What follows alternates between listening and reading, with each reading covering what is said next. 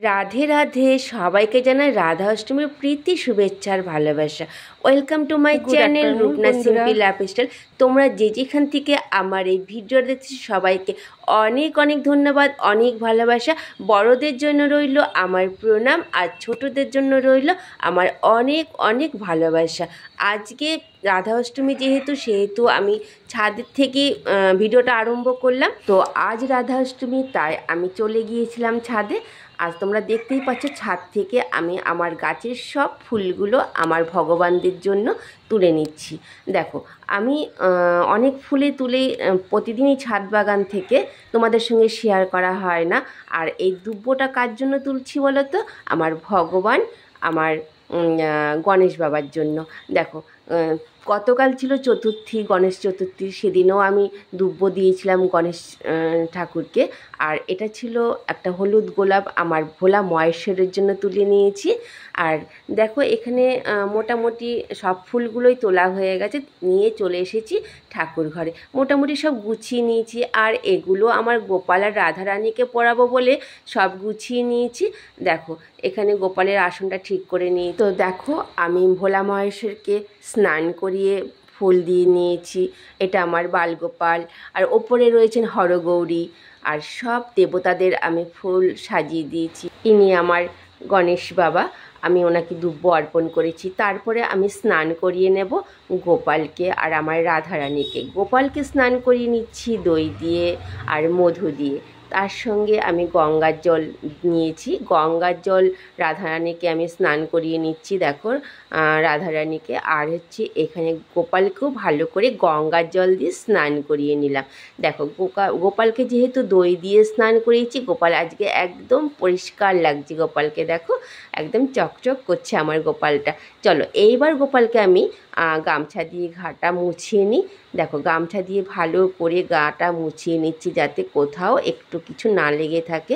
চলো, গোপালের আমার মোছা হয়ে গেছে। এবার গোপালটাকে আমি একটু গামছা দিয়ে একটু ভিডিও করলাম। দেখো, আমার গোপালকে কত ভালো লাগছে। দেখো, আজকে হলুদ ড্রেসে দেখো তো কেমন লাগছে গোপালের সাজটা। বলো, তোমরা বলবে কিন্তু, কমেন্ট করবে কিন্তু আমার গোপালকে আমি কিভাবে সাজিয়েছি, কত সুন্দরভাবে সাজিয়েছি। আর এখন অর্পণ করব ফুলের একটা মুকুট এনেছি। দেখো কত সুন্দর। আমার এই মুকুটটা না ভীষণ ভালো লাগে, জানো তো। গোপালের মাথায় যখন আমি এই মুকুটটা দিয়ে, এত সুন্দর লাগে আমার গোপালকে, আমি চোখ ফেরাতেই পারি না। দেখো কত সুন্দর লাগছে আমার গোপালকে। আমার ভীষণ সুন্দর গোপাল, জানো তো। আমি যখন গোপালকে নিজের হাতে সাজাই না, ও আমার যেন মনটা ভরে যায় গো। আর রাধারানী, দেখো আজকে আমার রাধারানী সেজে উঠেছে কত সুন্দরভাবে। আর দেখো আমার গোপাল আর রাধারানীতে মনে হচ্ছে সিংহাসন আলো করে রয়েছে।